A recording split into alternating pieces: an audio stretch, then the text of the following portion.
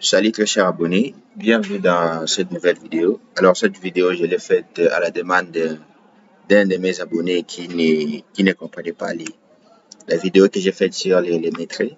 Alors il m'a demandé comment faire pour, n'est-ce pas, calculer le nombre de briques pour un projet quelconque. Alors je prends un projet au hasard comme celui-là, celui que j'ai devant moi.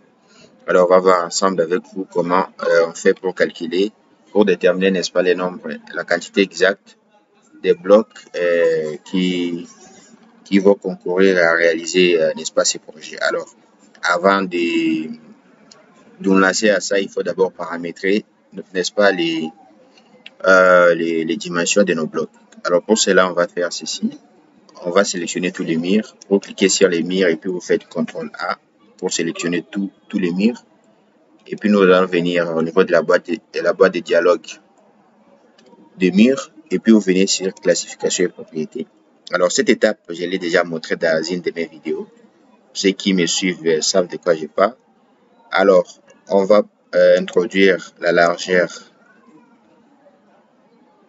personnalisée. On va introduire une largeur de... Alors, on va d'abord vérifier l'unité ici.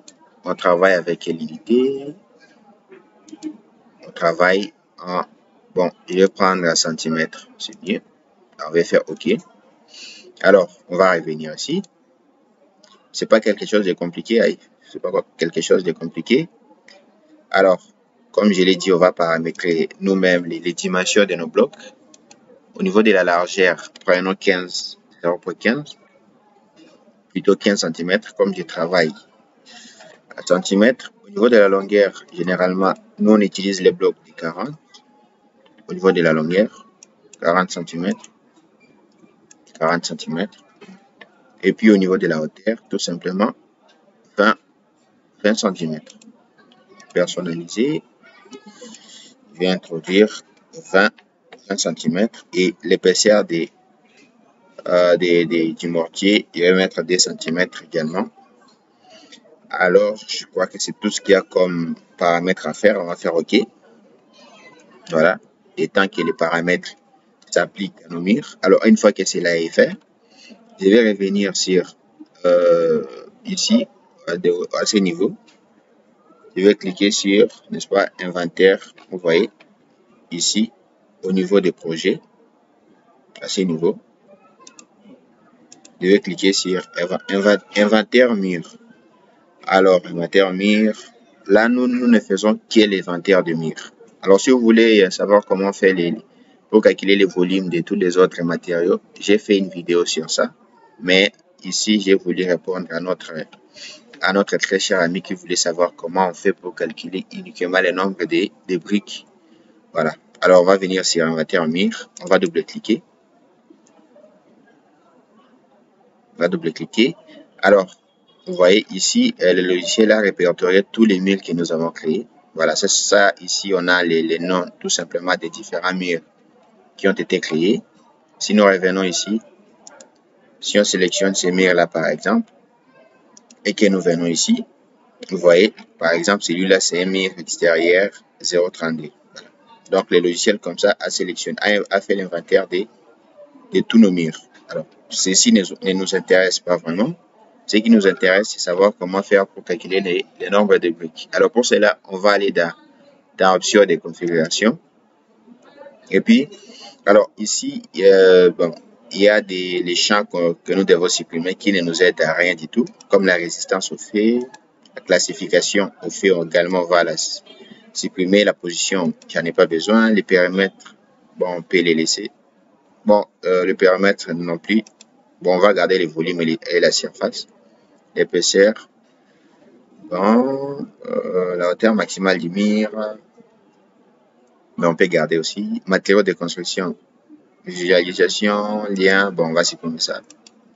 Voilà. Bon, on va cette fois ajouter d'autres champs. Voilà. Vous venez sur, n'est-ce pas, ajouter champ. Et puis à ce niveau, vous descendez, vous allez sur, vous venez sur propriété. Ouais. Si vous ouvrez pour la première fois, vous aurez ça. Une fois que vous cliquez sur ajouter champ, vous aurez ça. Vous venez sur, n'est-ce pas, propriété, vous cliquez à côté. Et à ce niveau, venez sur niveau nombre de briques. Vous cliquez là. Alors là, on va ajouter la largeur. On va maintenir la touche contrôle, la largeur, la longueur, la hauteur, l'épaisseur des mortiers et pourquoi pas les volumes. Non, directement les nombres de briques et les volumes aussi si on veut. Voilà. Volume de briques, nombre de briques. Bon, on va garder ça comme ça. On va faire ajouter. Vous voyez, tous les champs que nous venons d'ajouter sont là. Alors, pour par exemple les nombres de briques, on va devoir faire une somme, tout simplement. On va faire la somme de tous les nombres de briques, de tous les briques que nous avons.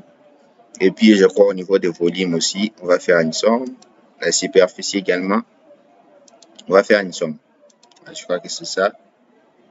Et voilà, ok, c'est bien. Alors maintenant, on va faire OK. OK. On attend. Voilà.